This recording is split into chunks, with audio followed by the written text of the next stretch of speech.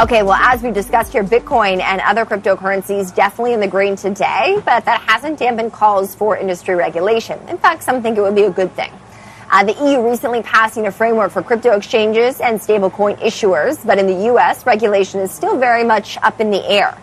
Various lawmakers have proposed their ideas, including crypto oversight by the CFTC, not the SEC, but it seems an official framework is still in its infancy, whichever agency does actually regulate it. So joining me now is Vinh Vuong, Chair and CEO of Garrison Fathom, a diversified holding company with a focus on long-term strategies. Vinh, thanks so much for coming on the show. So considering that the EU did recently pass these crypto regulations, could and should lawmakers act faster?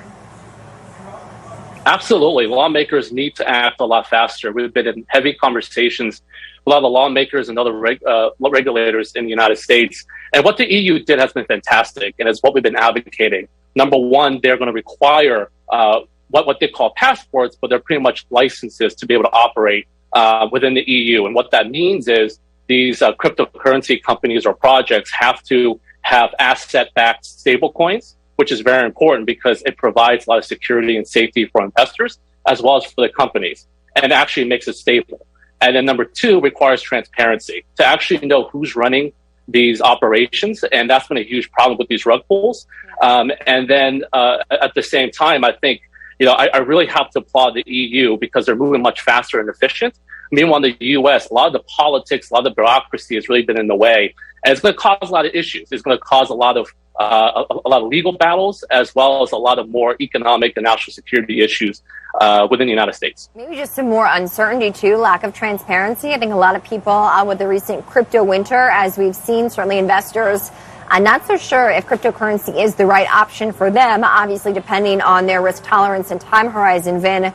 But what are some of the elements of the EU framework that you think maybe should be adopted by U.S. regulators? Parts that are good, parts that maybe not be so good for the crypto space? Well, I think first and foremost, U.S. lawmakers need to educate themselves a little bit more and clearly understand the differences between blockchain, Web3, and cryptocurrency. Cryptocurrency, most of it's a Ponzi. Unless it's an asset-backed stablecoin or a token of a blockchain, because tokens are practically owning a share of a blockchain. Because the core value of what crypto is really the blockchain technology. That's what's really going to revolutionize the world, and investors and regulators need to clearly understand the difference, as well as along with Web3. So in regards to the EU regulation, I think most of it is pretty darn good. I mean, we really have pushed that in the United States. And I think the U.S. regulators need to, really define the core differences and define what crypto is, what blockchain is, what tokens are, what stable coins are, and really require what do you need to do within the United States to become a legitimate crypto project or company. So that's really important to do, as well as really requiring clear transparency, requiring who's your team, who's leading this, what's behind this. And I think the most important thing is asset-backed.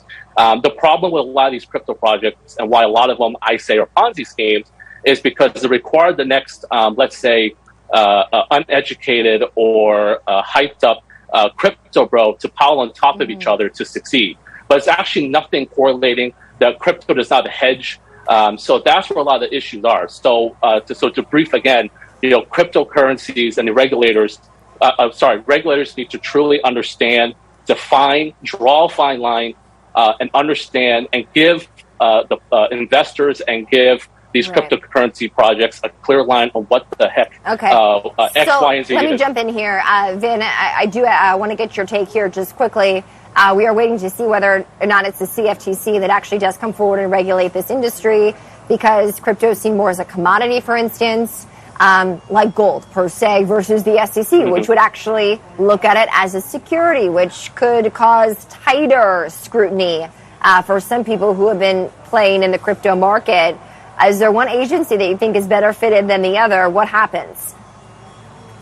I think there needs to be really a group, like a committee that includes the SEC, the CFTC, to come in and regulate, right? Because crypto is a bit more dynamic. It's really not a commodity. Is it a currency? What is it, right? So I think what's really important is to have multiple of these groups, heads of these groups to come together and create a separate crypto committee to regulate because it's too complex right now and it's different than anything else we've seen. We're going to leave it there. We're tight on time. That's Vinh Vuong, Chair and CEO of Garrison Fathom. Thank you.